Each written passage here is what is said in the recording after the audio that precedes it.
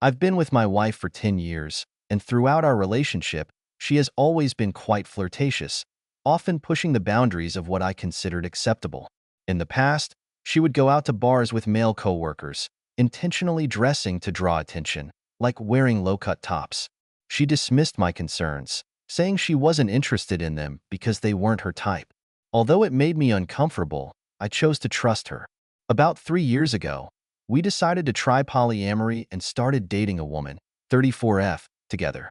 I was hesitant, fearing it might harm our relationship, but I trusted her and went along with it. Initially, everything was great, but over time my wife started to criticize our partner, often over minor things. Around the same time, she asked to open our relationship further, explaining that she was interested in dating a man she had met. I was reluctant but agreed, trusting her once again. We set clear boundaries, agreeing to discuss each step of her new relationship, e.g., kissing, intimacy, etc., and make joint decisions. Eventually, we gave her the green light to pursue a deeper relationship, and that's when things began to fall apart. She started spending regular nights at his place, and their physical relationship became more frequent than the one she had with me or with our partner. This went against our agreement that our primary relationship would remain the priority. This dynamic lasted for about 6 months before ending. I hoped things would stabilize, but my wife continued to speak negatively about our partner, putting me in a difficult position between two people I cared deeply about. This strained my relationship with our partner, even though my wife claimed she was fine with me continuing to date her separately. Fast forward to about 7 months ago, my wife mentioned another man who might be interested in her. She wanted to go out with mutual friends who also knew him, framing it as an opportunity to get to know him better. I didn't see an issue and encouraged her to have a good time. However, she went out a few more times and eventually asked for permission to spend time with him one-on-one. Later, she brought up the idea of exploring the boundaries of their relationship and possibly deepening it. This request caught me off guard, especially since I was already dealing with the stress of losing my job. Reluctantly, I agreed to allow kissing as the limit. However, I later discovered their interactions had gone far beyond that. They were making out, exchanging intimate messages, sending personal photos, and she had spent nights at his house. None of this had been discussed or agreed upon. I grew suspicious and eventually checked her messages and location history. What I found confirmed my fears. Conversations that were far from friendly, declarations of love, and visits to his home and workplace that she hadn't disclosed to me or our partner. The most hurtful discovery was that she had sent personal photos to him, even after I had made it clear that this was a firm boundary for me. This was the breaking point, and I decided to end our polyamorous arrangement. Since then, I've been struggling with the fallout.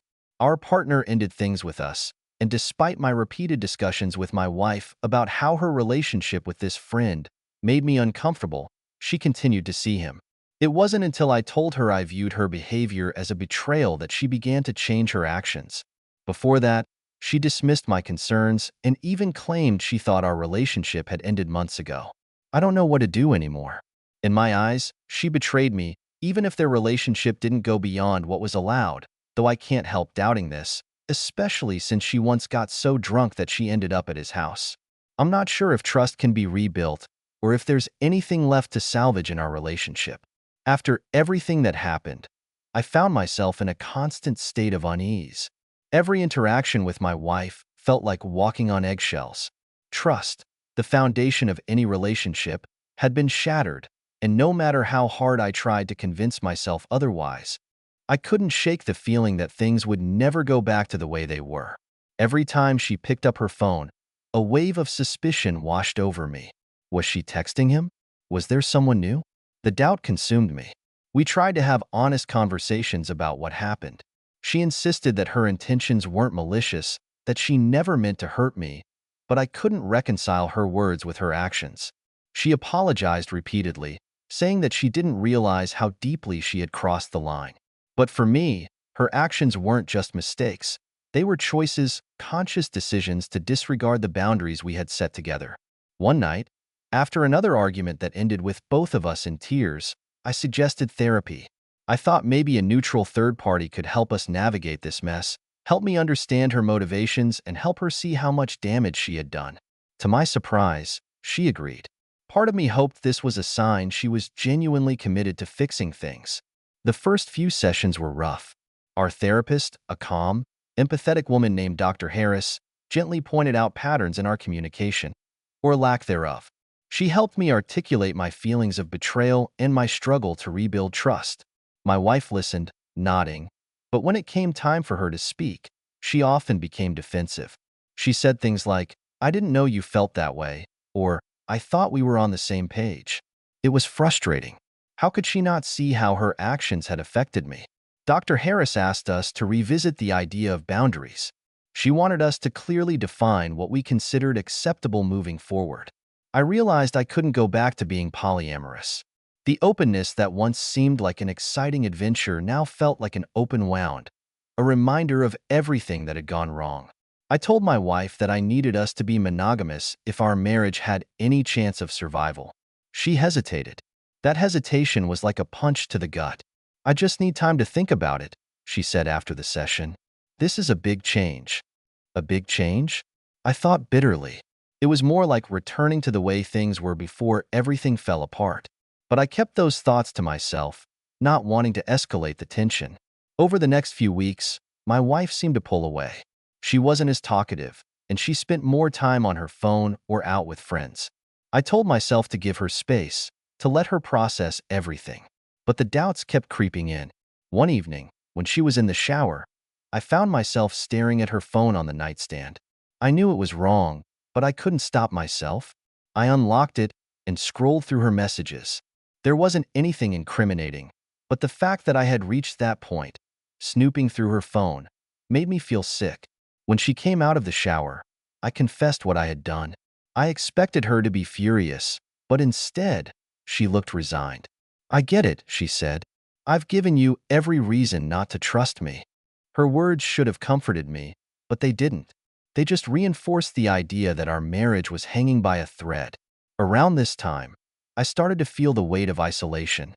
Our mutual partner had been someone I could talk to, someone who understood the complexities of our relationship in a way no one else could.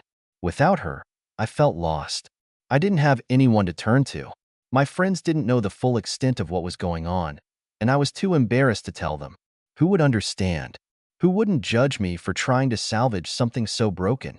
One night, I broke down and called our former partner. It was awkward at first, but as we talked, the tension eased. She listened as I poured out my frustrations and doubts. She didn't judge me or tell me what to do. She just listened, and for the first time in months, I felt like someone understood what I was going through. "You need to figure out what you want," she said gently. "Not what she wants, not what you think will fix things, what you want." Her words stuck with me. What did I want? I'd been so focused on trying to fix my marriage, trying to hold everything together, that I hadn't stopped to think about my own needs. Did I even want to stay? Or was I just clinging to the past out of fear of starting over? The next therapy session, I brought it up.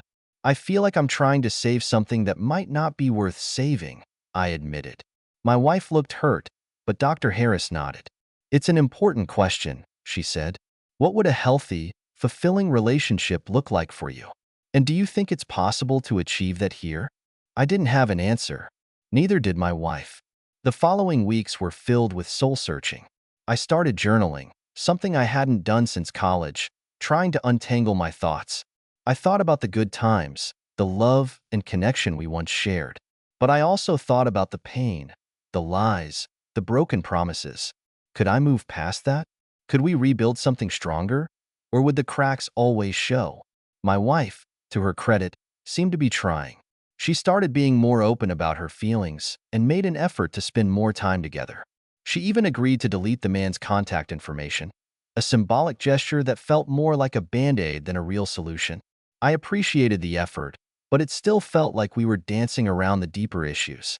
One night, as we sat on the couch in silence, I finally said what I'd been thinking for weeks. "I don't think we can keep doing this." She looked at me, her eyes wide with fear. "What do you mean?"